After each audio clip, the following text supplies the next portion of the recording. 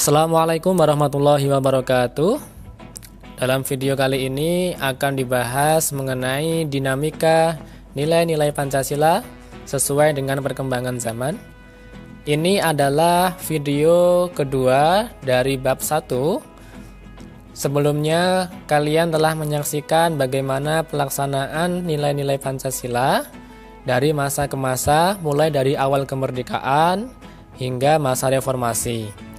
Sekarang kita akan membahas mengenai dinamika nilai-nilai Pancasila itu sendiri. Untuk kompetensi dasar ada dua. Yang pertama, membandingkan antara peristiwa dan dinamika yang terjadi di masyarakat dengan praktik ideal Pancasila sebagai dasar negara dan pandangan hidup bangsa. Ini merupakan kompetensi untuk pengetahuan, dan ini yang kedua adalah kompetensi untuk keterampilan. Sedangkan untuk indikator pencapaian kompetensi bisa mendeskripsikan penerapan Pancasila dari masa ke masa, kemudian diharapkan kalian juga bisa menampilkan perilaku perwujudan nilai-nilai Pancasila dalam berbagai kehidupan sehari-hari. Langsung saja kita ke materi.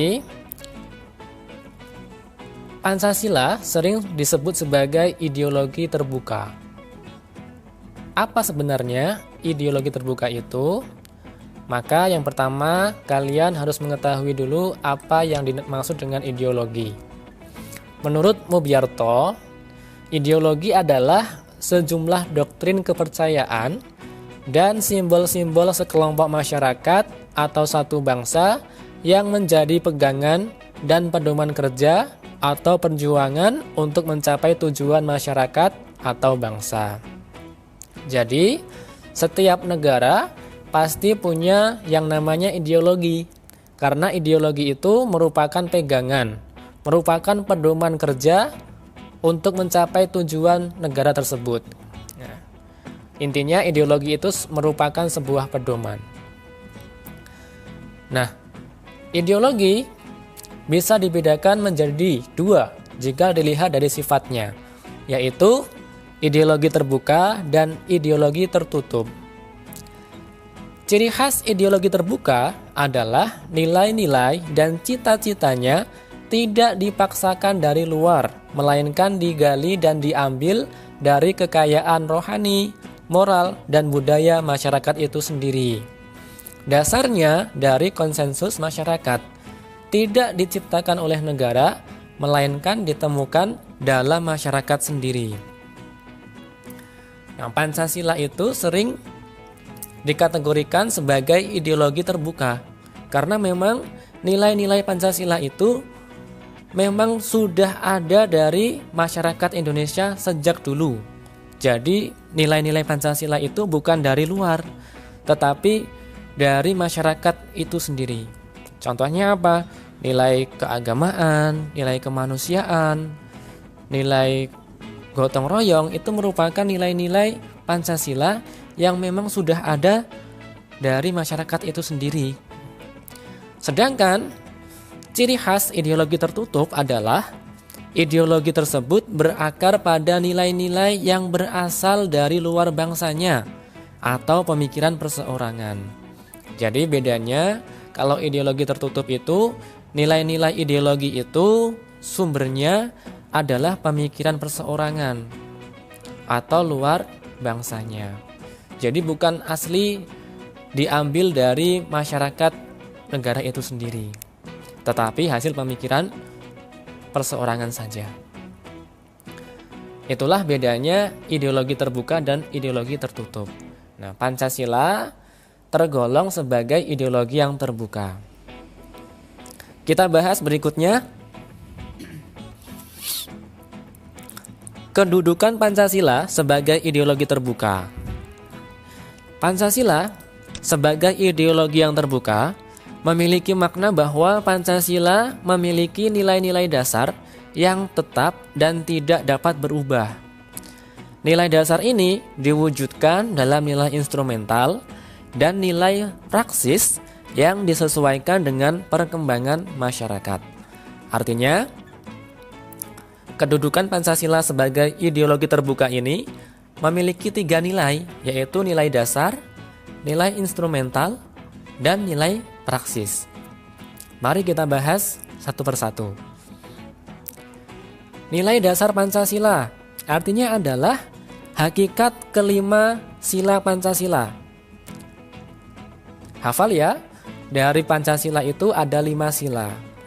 Nah, nilai dasar itu artinya hakikat kelima dari setiap sila yang ada dalam Pancasila. Contohnya seperti apa? Sila pertama.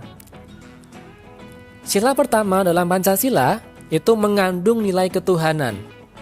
Artinya, bangsa Indonesia sebagai bangsa yang religius atau bangsa yang beragama memiliki keyakinan dan kepercayaan terhadap adanya Tuhan yang Maha Esa. Artinya, sila pertama itu mempunyai nilai ketuhanan atau nilai spiritual.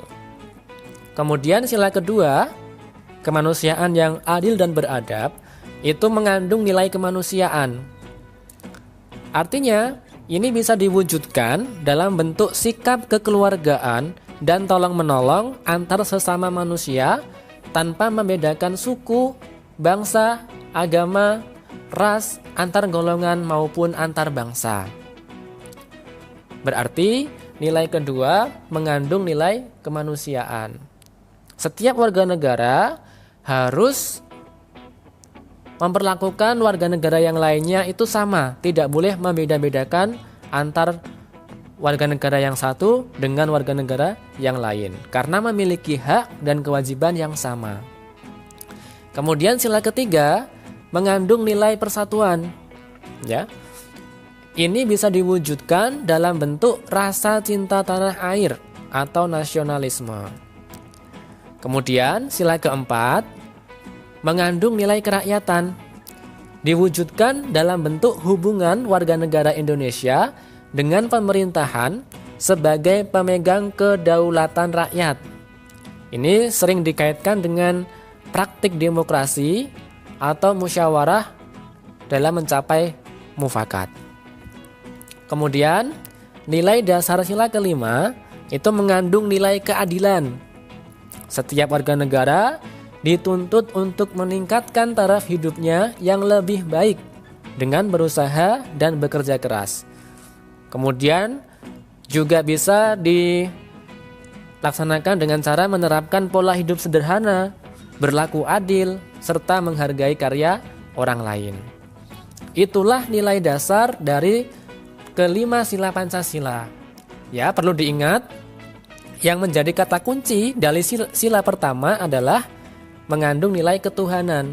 Jadi nanti kalau kalian diminta untuk memberikan contoh penerapannya, maka carilah yang berkaitan dengan nilai-nilai ketuhanan. Kalau sila kedua, kata kuncinya adalah apa? Mengandung nilai kemanusiaan.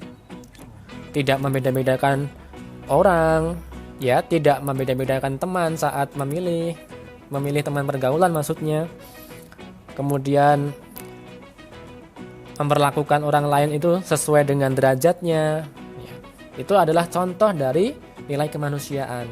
Nah, kemudian kalau sila ketiga sering dikaitkan dengan sikap nasionalisme atau cinta terhadap tanah air. Kemudian sila keempat, itu kata kuncinya apa? Adanya demokrasi atau musyawarah. Misalnya kalau kalian menyelesaikan suatu permasalahan kelas dengan musyawarah, berarti itu sudah merupakan penerapan dari sila keempat. Kemudian sila kelima mengandung nilai keadilan, ya, contohnya banyak. Misalnya tadi, hidup sederhana, tidak bermewah-mewahan, berlaku adil terhadap orang lain, serta menghargai karya orang lain. Itulah nilai dasar dari setiap sila Pancasila. Kemudian nilai kedua dari Pancasila adalah nilai instrumental. Apa itu nilai instrumental? Artinya adalah penjabaran dari nilai-nilai dasar ideologi Pancasila berupa peraturan perundang-undangan dan lembaga pelaksanaannya. Misalnya apa? Undang-undang dasar, ketetapan MPR, undang-undang, serta peraturan perundang-undangan lainnya. Ini dapat disesuaikan dengan perkembangan zaman dan aspirasi masyarakat berdasarkan nilai-nilai Pancasila.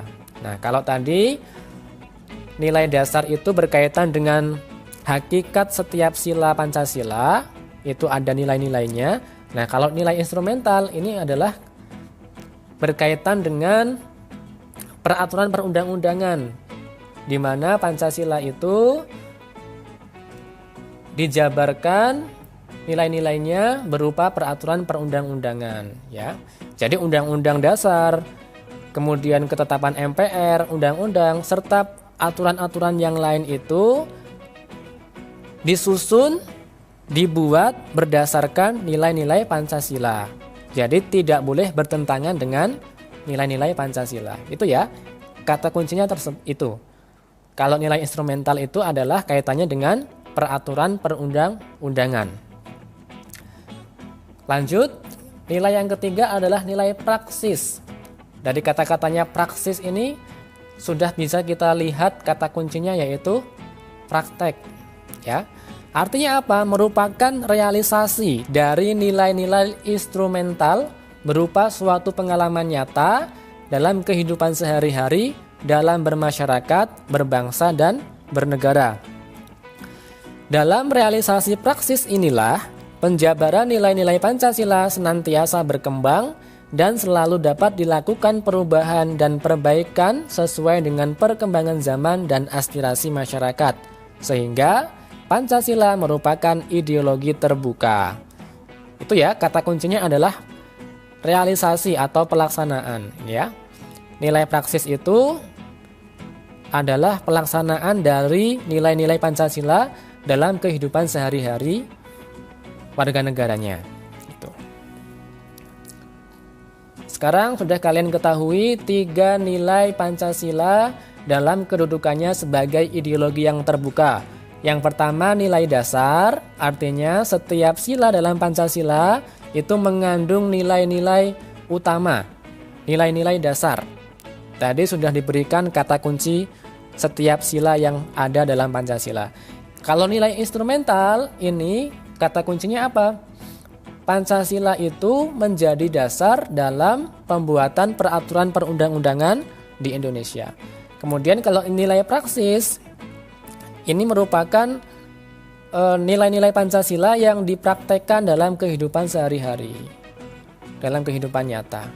Itulah nilai Pancasila sebagai ideologi terbuka. Sudah kita pelajari. Nah, selain mempunyai nilai Pancasila sebagai ideologi terbuka, ada juga dimensi ideologi Pancasila. Apa itu dimensi ideologi Pancasila? Suatu ideologi harus mampu direalisasikan dalam kehidupan nyata. Oleh karena itu, Pancasila sebagai ideologi terbuka secara struktural memiliki 3 dimensi, yaitu dimensi idealisme, normatif, dan realitas. Kita bahas dimensi idealisme terlebih dahulu. Dimensi idealisme menekankan bahwa nilai-nilai dasar yang terkandung dalam Pancasila pada hakikatnya bersumber pada filsafat Pancasila. Ya. Kemudian dimensi normatif artinya adalah Pancasila mampu dijabarkan ke dalam langkah-langkah yang bersifat operasional.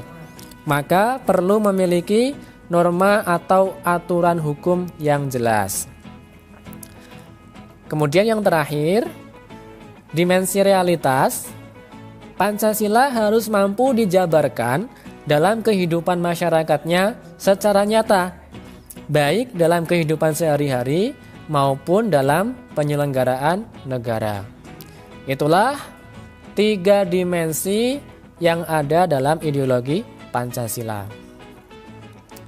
Baik, itu tadi materi kita hari ini mengenai dinamika nilai-nilai Pancasila sesuai dengan perkembangan zaman. Semoga bisa dapat dimengerti. Apabila ada pertanyaan bisa dicantumkan.